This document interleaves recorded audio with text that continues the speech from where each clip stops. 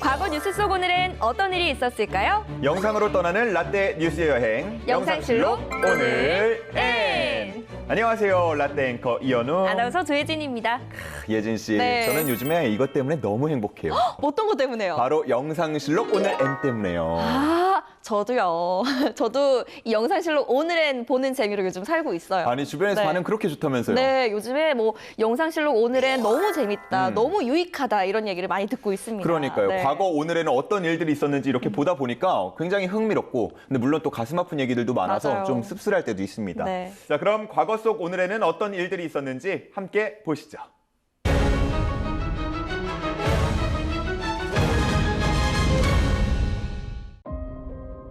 1962년 1월 26일 조선의 마지막 황녀 덕혜옹주가 37년 만에 일본에서 우리나라로 돌아왔는데요.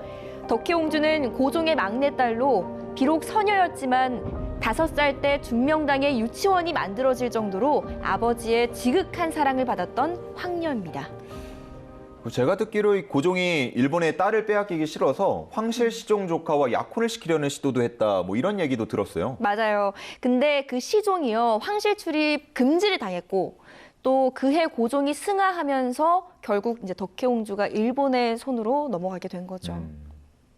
1925년 3월 28일 황족은 일본에서 교육시켜야 한다는 일제의 요구에 의해 13살에 강제로 일본으로 간 덕혜옹주. 이후 그녀의 삶은 그리 평탄하지 못했는데요. 19살이 되던 해에 소 다케유키 백작과 결혼해 딸을 낳기도 했지만 결국 이혼을 하고 말았고, 광복 이듬해에는 정신병원에 들어가 약 15년이라는 긴 시간을 보내기도 했습니다. 그리고 딸마저 유서를 남긴 채 실종되는 불운한 시간을 보내야 했는데요. 저 이런 일들이 있었는지는 잘 몰랐어요. 네. 진짜 뭐 일본에 가기 전과 후가 많이 좀 대비가 됐던 것 같아요. 맞아요. 그때 그 일본에서 학습원에 다니던 당시에 보온병을 늘 들고 다니셨다고 하거든요. 보온병이요? 네. 왜요? 그 친구들이 이유를 물어보니까 독사를 피하기 위해서 난 항상 보온병을 들고 다닌다, 이렇게 대답을 했다고 합니다. 병으로 고생하던 와중에 정부의 반대마저 더해져 쉽게 고향으로 올 수 없었던 덕혜옹주. 그녀가 일본으로 간 지 37년 만인 1962년 1월 26일 51세의 나이로 대한민국에 돌아온 겁니다.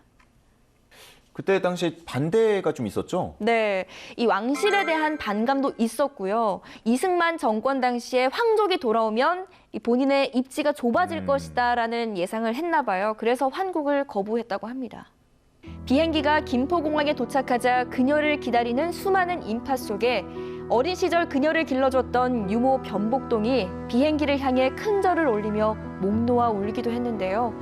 그녀는 고국으로 돌아와서도 실어증과 지병으로 고생하며 치료를 이어갔고 56세가 되어서야 창덕궁 낙선제로 돌아와 남은 나날을 보내게 됐습니다. 그리고 1989년 파란만장한 그녀의 생을 마감하게 됐는데요. 역사의 경랑 속을 살아간 조선의 마지막 옹주, 그녀의 삶은 조선 왕조의 아픔이기도 했습니다.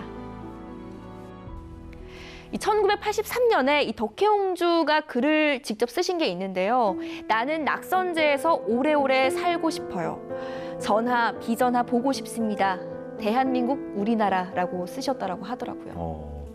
대한민국 우리나라라는 말이 좀 남다르게 느껴집니다. 네, 마음이 아프죠.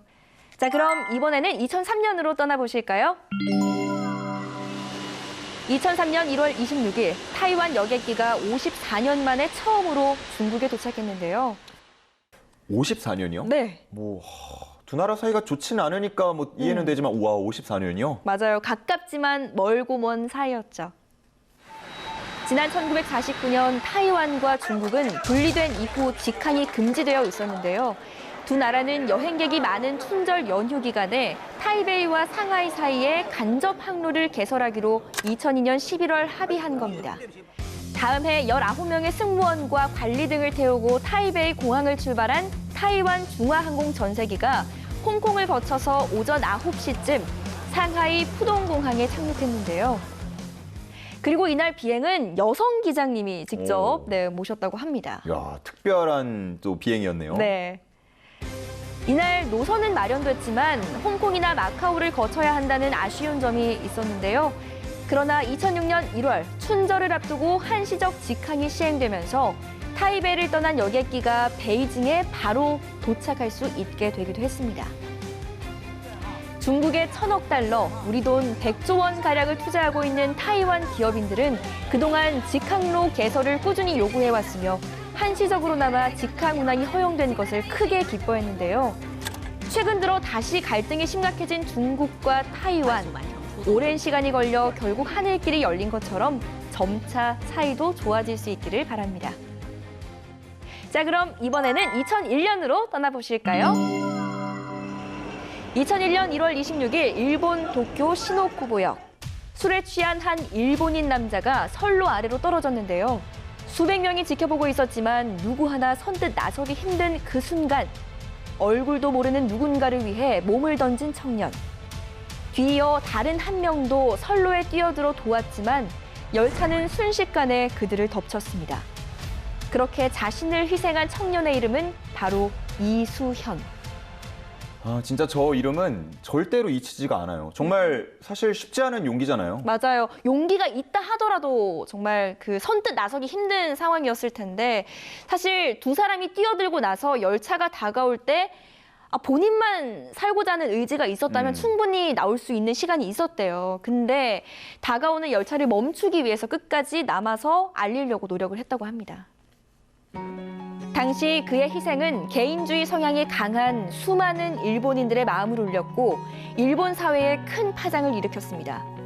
혐한 시위가 이뤄지던 시노쿠보야에서는 추모의 물결이 이어졌고 당시 일본 총리를 비롯해 많은 내각 주요 인사들이 조문을 오는 등 경직된 한일 관계에 새 바람을 일으키기도 했는데요. 뭐 좀 시간이 흐르긴 했지만 한일 양국에서 언론에서 정말 연일 이슈였던 게 기억이 납니다. 네, 이 일을 계기로 일본에서는 영내의 주류 판매가 금지되기도 했습니다. 그는 비록 27년 짧은 생을 살았지만 그의 희생을 기억하는 사람들은 여전히 많습니다. 사고 이후 지금까지 그에겐 일본 각지에서 2,300여 통에 이르는 편지가 도착했습니다. 고귀한 희생 이후 이수현 씨 부모님은 매년 일본을 찾아 많은 사람들과 만났는데요. 정말 보고 싶을 때가 많거든요. 이제 같은 또래 아이들을 본다든가 이럴 때는. 그러면 항상 여러분들을 머리에 떠올려요. 외교관이 되어 한국과 일본을 잇고자 했던 청년 이수현. 두 나라의 가교가 되고 싶었던 청년의 마음은 여전히 한국과 일본 사회 곳곳으로 깊고 넓게 퍼져가고 있습니다. 이 한일 관계가 어려울 때도 이수현 씨의 추모는 이어졌다고 합니다. 2019년에 이수현 씨 아버지가 고인이 되셨을 때도 일본 외무상이 조의 표현을 했고요. 올해로 벌써 21주기가 된 거죠? 네, 이수현 씨의 숭고한 희생을 우리도 함께 기억을 해야겠습니다. 1월 26일은 이뿐만 아니라 1823년 종두법을 발견한 영국 의사 제너가 사망, 1841년 영국이 홍콩을 점령하는 사건이 있었고요. 1880년에는 우리가 잘 아는 미국 군인 맥아더 장군이 출생한 날이기도 합니다. 자, 오늘도 힘차게 한 주간의 과거 뉴스를 달려봤는데요.